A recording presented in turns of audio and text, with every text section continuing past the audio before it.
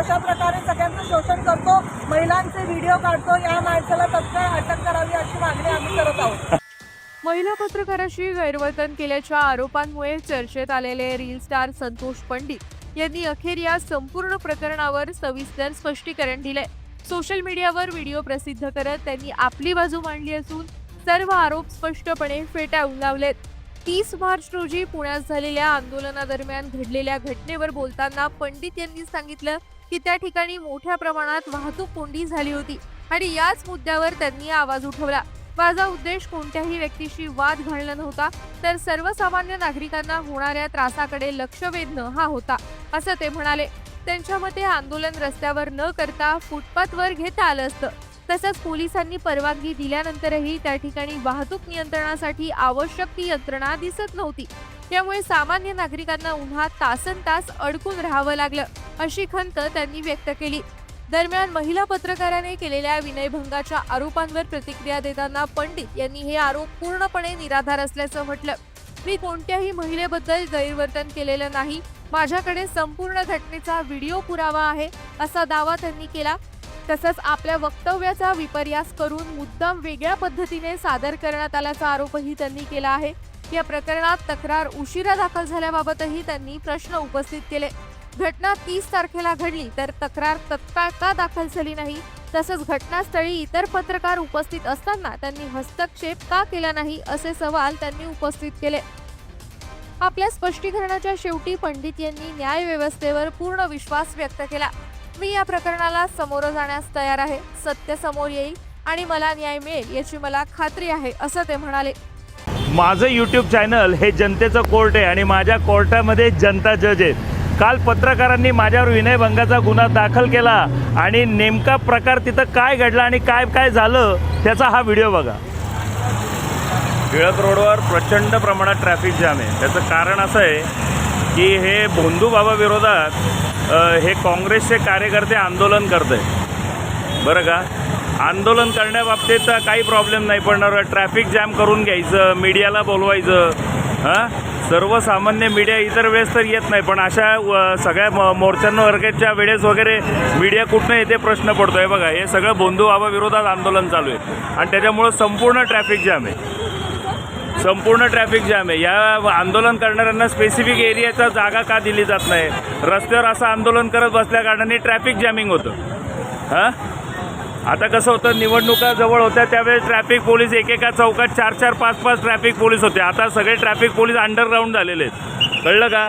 राजकारण्यांना जायचं यायचं असलं की फक्त ट्रॅफिक पोलीस रस्त्यावर असतात, इतर वेळेस ट्रॅफिक पोलीस तर बिलकुल रस्त्यावर नसतात। आंदोलन करताना पण यांना पोलिसांकडनं परवानगी घ्यावी लागते, पोलिसांची परवानगी देऊन सुद्धा ट्रॅफिक पोलीस कुठं असतात, कळलं का। इथे बाजूला सगळी मीडिया उभी राहिलेली दिसते, पण ट्रॅफिक समस्येवर एकही मीडियावाला बोलताना दिसत नाही।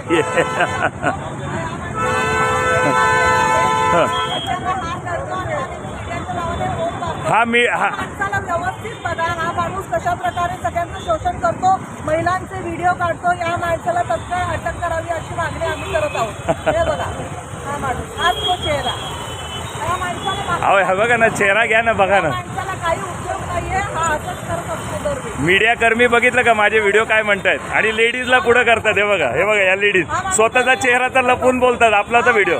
मी सगळ्यात जास्त ट्रोल करतो, महिलांना ट्रोल करतो। हे बघा, रेकॉर्डिंगमध्ये घ्या, महिलांना ट्रोल करतो।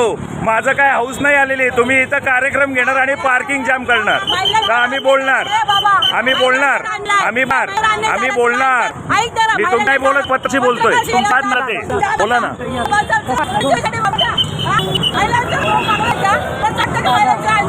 मी महिलांच्या बाबतीत बोलतच नाहीये, महिलांच्या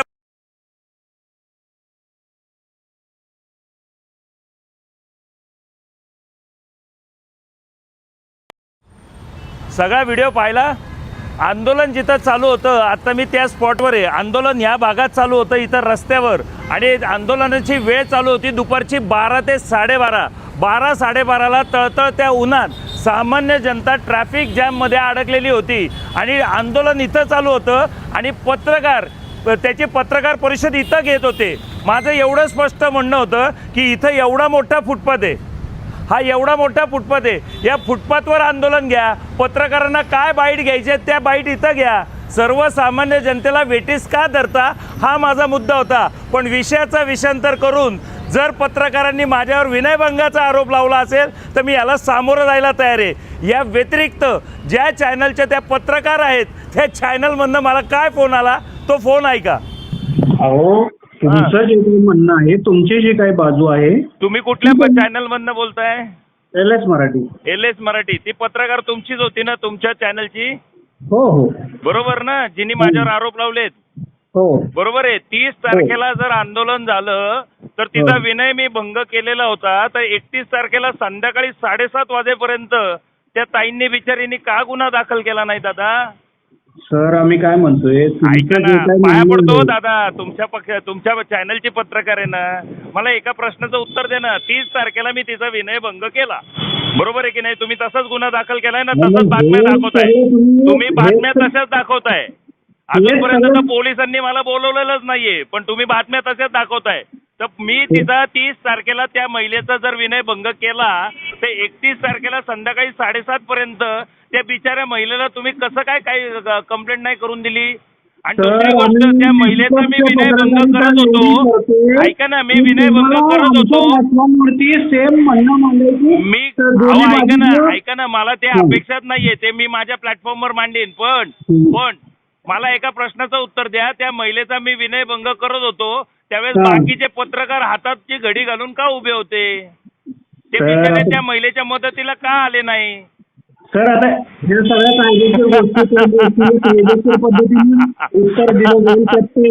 म्हटलं ना, तुमच्याशी बोलण्यात काही अर्थच नाही ना दादा.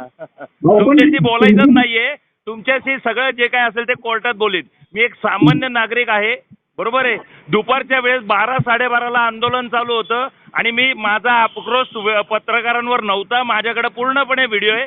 मी ट्रॅफिक पोलिसांनी त्या आंदोलनाला परवानगी देऊन सुद्धा त्या चौकात ट्रॅफिक पोलीस नव्हते. एक मिनिट, त्या चौकात ट्रॅफिक पोलीस नव्हते. मी तो विषय मांडत होतो. आणि दुसरी गोष्ट, दुसऱ्या बाजूला फुटपाथवर जागा असताना आंदोलन करणाऱ्या लोकांनी फुटपाथवर आंदोलन का नाही केलं? पत्रकारांनी त्यांना तिथं का नाही घेतलं? मी हा विषय मांडत असताना तुमची महिला पुढे येते आणि हा माणूस लोकांचं शोषण करतो म्हणते. ग्रेट पत्रकारिता, तुमच्या पत्रकारितेला माझा सलाम आहे. तुमच्या पत्रकारितेला माझा सलाम आहे. लायसन नाही ना मिळत. मी तुमच्या पत्रकारितेला सलाम करतो आणि मी माझ्या चॅनलवरनं तुम्हाला स्पष्टीकरण देतो. थँक्यू दादा, थँक्यू. माझा जो काही मुद्दा होता तो थोडक्यात मी जनतेसमोर मांडायचा प्रयत्न केला आहे. आणि या उपरांत मला माझ्या न्यायव्यवस्थेवर विश्वास आहे की ती माझ्यावर चुकीच्या पद्धतीने कुठल्याही गोष्टीची मला शिक्षा देणार नाही.